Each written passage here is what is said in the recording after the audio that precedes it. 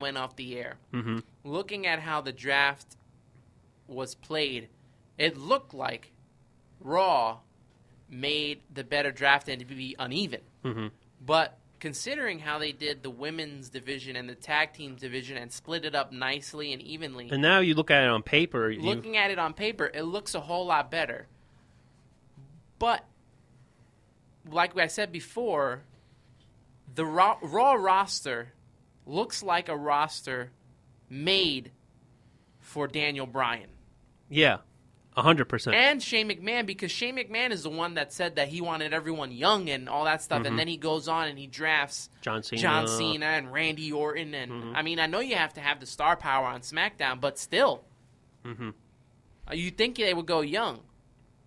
What do you think was the best bargain of the draft for Monday Night Raw?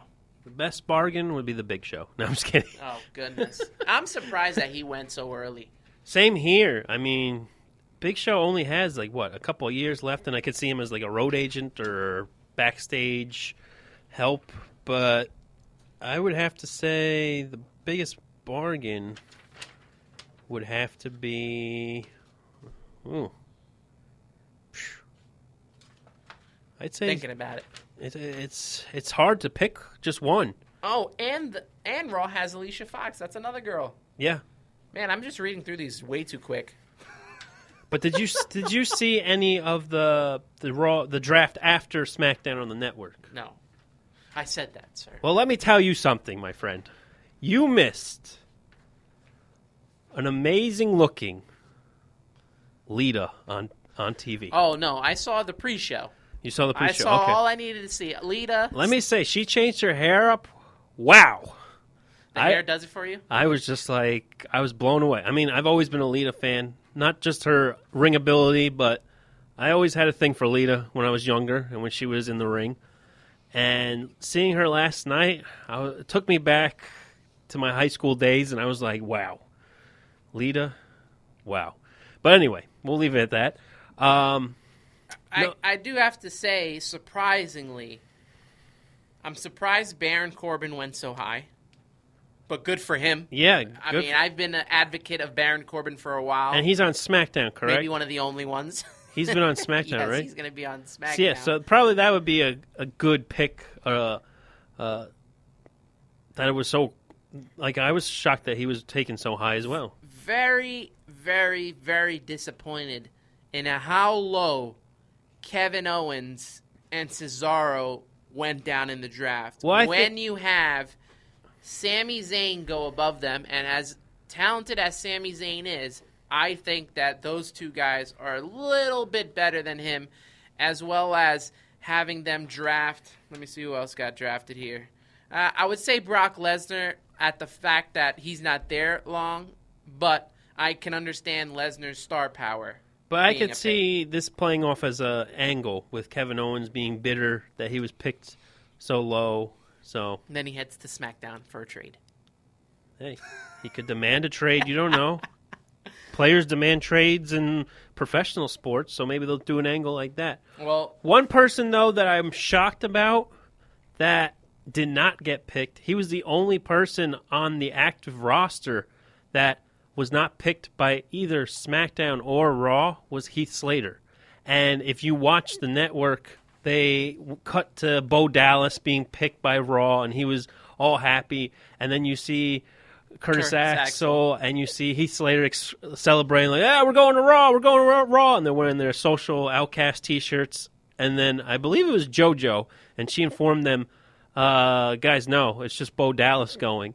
And Heath Slater, threw a fit, and he stormed off. And then Curtis Axel was like, whatever, it will happen. And then a couple minutes later, who gets drafted? Curtis Axel to Monday Night Raw.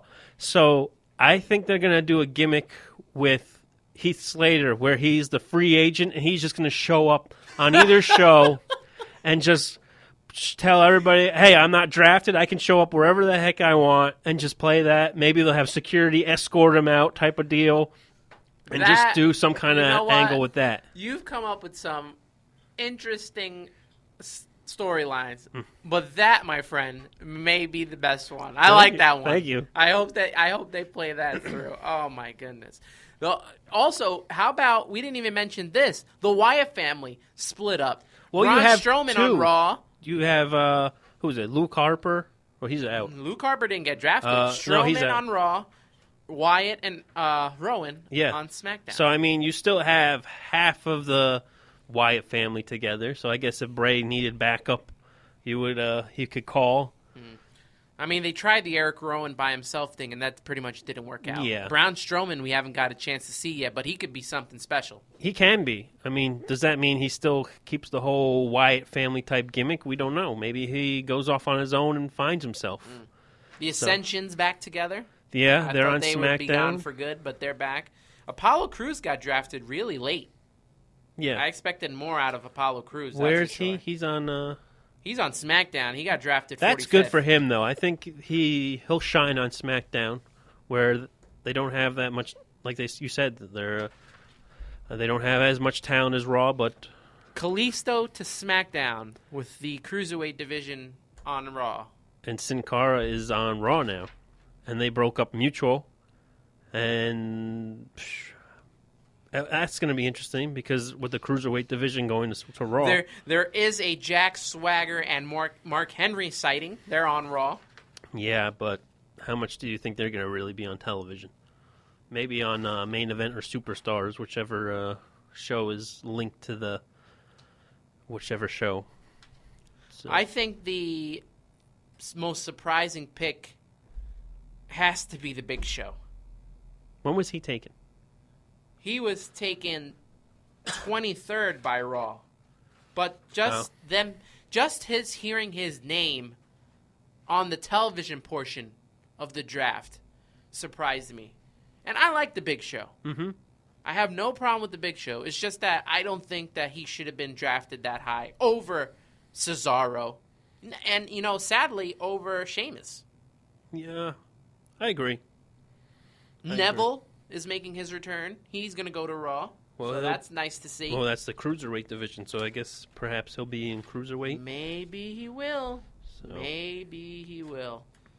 Maybe. But let's go to a commercial break. When we come back, we'll get into the announced teams. Because they're different announced teams, but to no surprise, we have Byron Saxton still on the announced team. Oh, God. We'll get into that, and then we'll break down also Battleground, because it will be this Sunday, correct? That as well, and Cody Rhodes.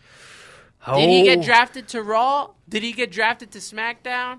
He got drafted to neither, but he is going to one big wrestling promotion, and we'll get into that when we come back. This is Anthony the Ant-Man alongside Keith Logan the Loganator. You're listening to Ringside Rumble Radio here on Spreaker.com, free on iTunes, and now on iHeartRadio.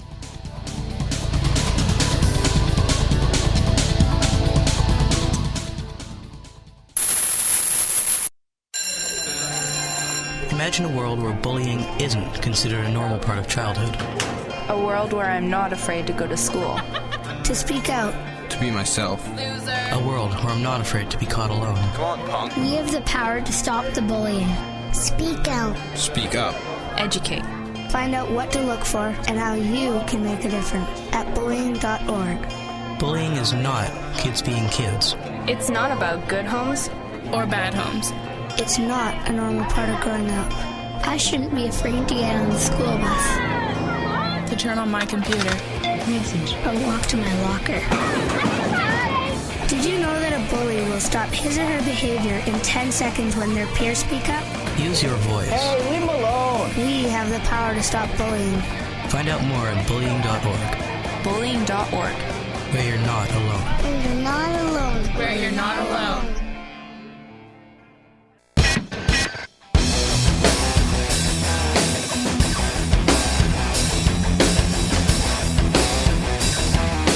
Ringside Rumble Radio here on Spreaker.com, iTunes, iHeart, everything it seems we're on these days. Remember to follow us on Twitter at Ringside Rumble. Like us on Facebook, Facebook.com/Ringside Rumble. I am the Loganator alongside the Ant-Man Rivera.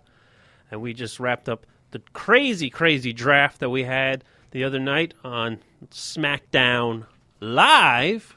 Not just Smackdown anymore, everybody. It's Smackdown Live. So, coming back from break, this Sunday, if you haven't realized, is Battleground 2016. It will be down in Washington, D.C., and we have pretty much, it's going to be an interesting card because you still have now you have SmackDown talent intertwining with Raw talent, and I guess this is kind of like the send-off of saying, goodbye, everybody. We are now two separate brands, and we'll see you in Survivor Series when we SummerSlam, when we combined again. So, yep, Battleground is going to be huge because of the triple threat that we've all been waiting for. Seth Rollins versus Roman Reigns versus the heavyweight champion of the world, the WWE champion, Dean Ambrose, in a triple threat match for the title. This is the match we've all wanted to see. We thought we were going to get it at SummerSlam. We thought we were going to get it last year at WrestleMania, but then Seth Rollins got hurt. Finally, we get this match. Roman Reigns will be returning from his suspension, and this is one match that I'm very excited for. If you watch the promos between them being part of the Shield and then them breaking up, it's been a great way to set up this match. And both Seth Rollins and Dean Ambrose going first to their respective shows on the draft was a big thing. Even Roman Reigns getting drafted early by Raw, that's another big sign, as he is still relevant somehow, some way, and he will be relevant for a long time to come. So who do you have winning this match then, since we're breaking it down? Boy, this is a tough one. Oh, yes. I think that Roman Reigns will retain the title for some reason. Because Dean Ambrose got his big championship victory on SmackDown, beating Seth Rollins clean. Now, tell me if this makes sense to you. Roman Reigns pins Dean Ambrose for the world title. Seth Rollins goes after Roman Reigns saying, "You still haven't beat me yet." That could happen.